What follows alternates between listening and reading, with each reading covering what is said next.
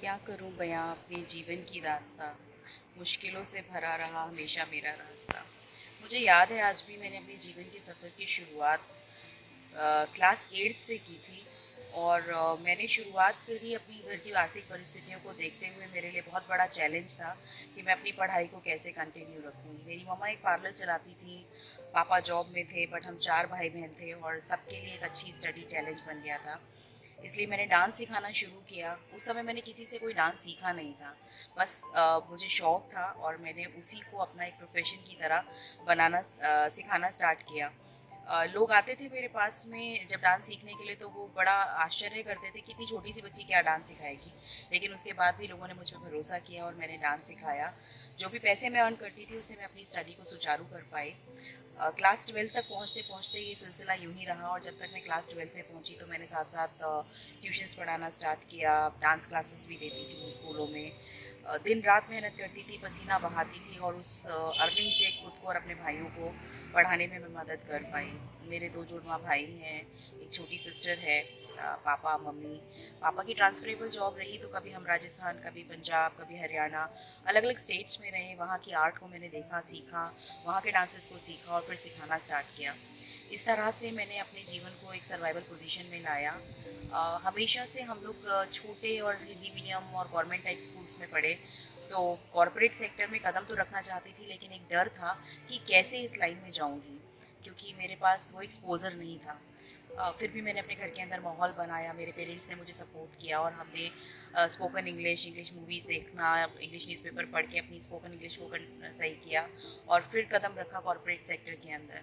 लेकिन फिर भी वहाँ एक चैलेंज मुझे देखने को मिला। छोटे शहर की लड़की है, अंग्रेज़ी नहीं जानती है, और जितने भी बड़े बड़े लोग थे, फिर या तो दो ही ऑप्शन थे, या तो कॉम्प्रोमाइज़ या फिर नो जॉब।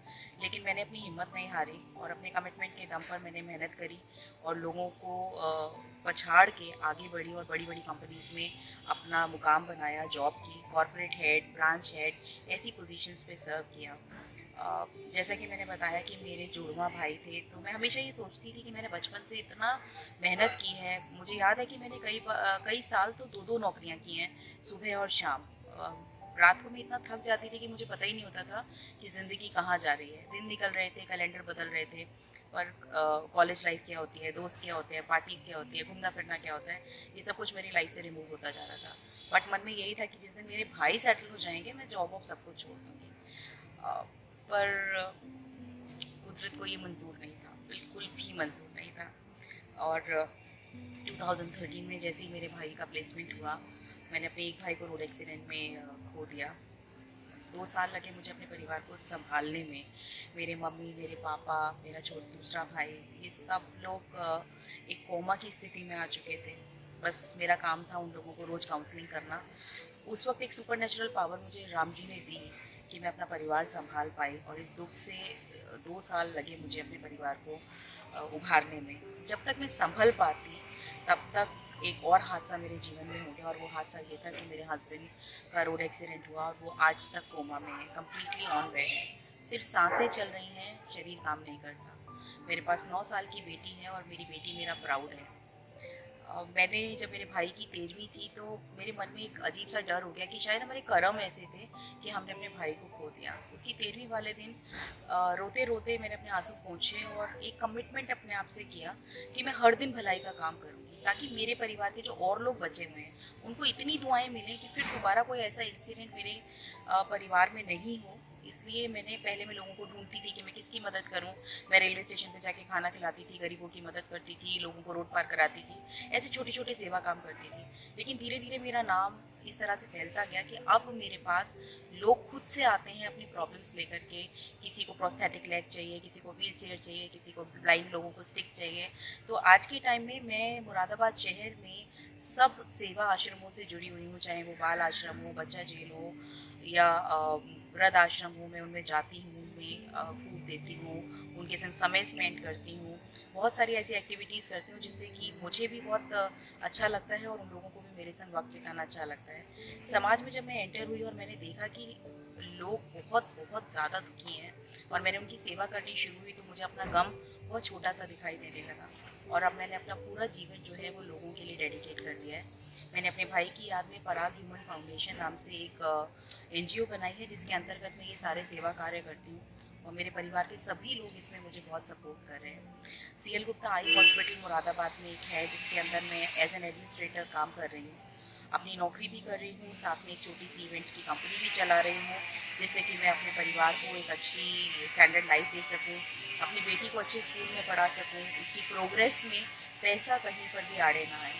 मैं एक बात ज़रूर कहना चाहूँगी कि इस पूरे सफ़र में, इस 14-15 सालों के कॉरपोरेट सफ़र के अंदर जो सबसे बड़ा चैलेंज था वो ये था कि मैं हर तरह के लोगों से मिली, लेकिन समाज की जिस गंदगी की बात हम नहीं करते हैं, मोलेस्टेशन, एक्सप्लॉयटेशन, मैं उन सब चीज़ों से होकर के गुजरी हूँ और उन सब से गुजर के मैंने एक ही चीज़ जानी है कि अगर हम कमिटेड हैं और हमारा इरादा पक्का है तो कोई भी हमें हिला नहीं सकता। बस यही कमिटमेंट मुझे आगे तक बढ़ाता गया और मैं कुछ कर पाई जीवन में। आज मैं जो कुछ भी हूँ उसके पीछे मेरे परिवार का बहुत बड़ा हाथ है, क्योंकि मेरे पेरेंट्स का लगातार सपोर्ट और एक अटूट विश्वास वो मुझे हमेशा आगे बढ़ने के लिए प्रेरित करता रहा। मैं गिरती गई, आगे बढ़ती गई, या ये कह लीजिए कि इतने सारे लोगों के लिए जो मैंने सेवा की है, उनकी दुआएं हैं कि मैं इतने सारे चैलेंजेस के साथ भी खुश रह पाती हूँ और लोगों को खुश रख पाती हूँ। जैसे कि लॉकडाउन का भी जो टाइम था, इन 2-3 महीनों में मेरी संस्था ने मेरे मन में ये था कि मैं लोगों को कैसे खुश रखूँ, लोगों को कैसे स्ट्रेस से बाहर निकालूँ। तो हमने बहुत सारे इवेंट किए, बहुत सारे ऑनलाइन कॉम्पिटिशन्स किए, टेक्नोलॉजी के साथ में अपने आप को साधा और बहुत सारे लोगों को खुशी दे पाई, बच्चों को, लेडीज़ को घर में बैठे बैठे हमने इन्वॉल्व किया। आज वो सब कहते हैं कि Garima, it was wonderful experience with you.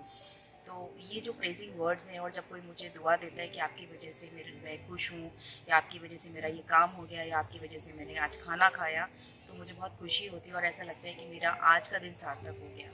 मुझे याद है कि मेरे भाई को गए हुए 5 से 6 साल होने जा रहे हैं, पर कोई दिन ऐसा नहीं गुजरा जिस दिन मैंने कोई सेवा नहीं की हो, किसी की मदद नहीं की हो। राम जी ने मुझे एक ज़रिए की तरह बनाया है। चाहे किसी को जॉब की ज़रूरत है, किसी को व्हीलचेयर की ज़रूरत है, किसी को मेडिसिन की ज़रूरत है, किसी को एडमिनिस्ट्रेशन में कोई काम कराना है, मैं अपने कॉन्टैक्ट्स के माध्यम से जितनी लोगों की मदद हो सकती है करती हूँ। यही मेरा जीवन है और इसी के साथ मैं आगे भी बढ़ना चाहती हूँ।